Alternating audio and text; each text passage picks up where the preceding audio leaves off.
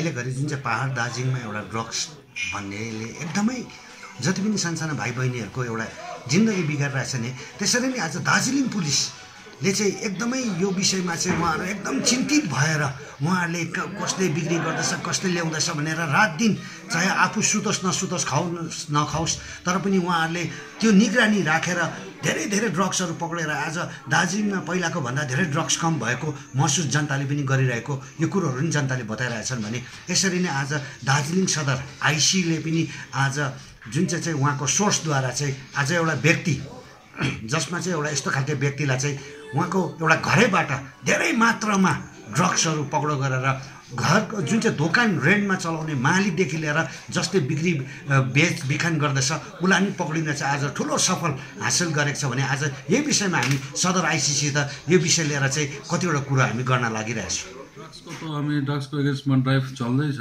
तर पनि हिजो अस्ति हाम्रोमा खबर थियो यो क्लब साइट भन्ने जग्गामा न्यू लाइफ केयर फार्मेसी एउटा दवाई दोकानले चाहिँ माने लुकेर चाहिँ यो नशालु पदार्थ यो कफ सिरप बेच्दैछ भनेर खबर थियो, तर हामी चेकिङ गर्दाखेरि चाहिँ दोकानमा चाहिँ भेटेन।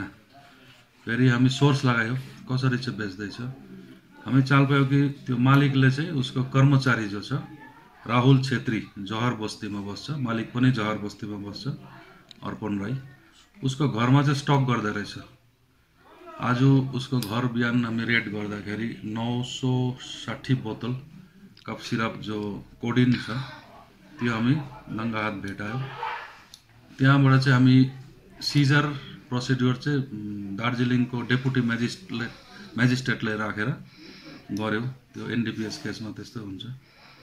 त यो अर्पण राई जो मालिक छ दोकानदार उसलाई पनि एरेस्ट गर्यो और राहुल छेत्री जो कर्मचारी उसको घरमा जसले स्टक गरेको थियो त्यसलाई पनि हामी एरेस्ट गर्यौँ। अन्त सर यो जुन चाहिँ तपाईँले भन्नुभयो एउटा मेडिसिन दोकानमा पाउने कुरो आज घरमा छ भने उनीहरूको लाइसेन्स जुन चाहिँ हुन्छ सर त्यो तपाईँले चेक गर्नुभएको थियो सर?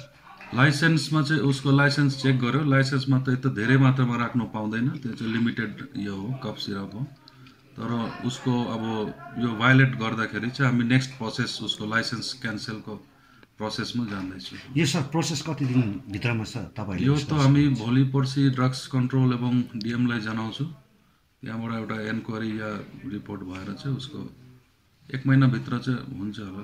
अन्त सर जुन चाहिँ एउटा फार्मेसीको एउटा जुन चाहिँ एउटा रुल रेगुलेसन हुन्छ सर, जति पनि तपाईँको यो ड्रग जति पनि दबाईहरू छ सर, मेडिसिनहरू छ, त्यसको एउटा कि त गोदाम हुनु पऱ्यो सर, कि त अलग्गै एउटा राख्ने जग्गा हुनु पऱ्यो, अनि यो घरमा राख्नुको कारण चाहिँ के थियो सर?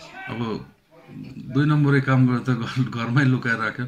दवाई त गोदाम हुनसक्छ, बट एउटा दवाई दोकानको चाहिँ प्रेस्क्राइब्ड एमाउन्ट हुन्छ, जति हामी म 1 लाख ट्याब्लेट राख्छु भनेर त्यो पाउँदैन।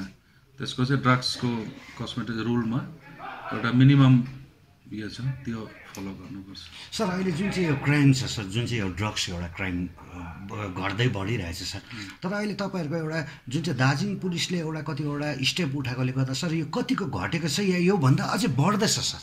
होइन, अझै घटेछ। हामी हिजो अस्ति पनि 60-70 जना अलरेडी ड्रग एडिक्ट पक्रेर जेलमा पठायौँ। यो हाम्रो यो टिम हुनुहुन्छ, यिनीहरू काम गर्दैछ, अहिले कम्ती छ एकदम।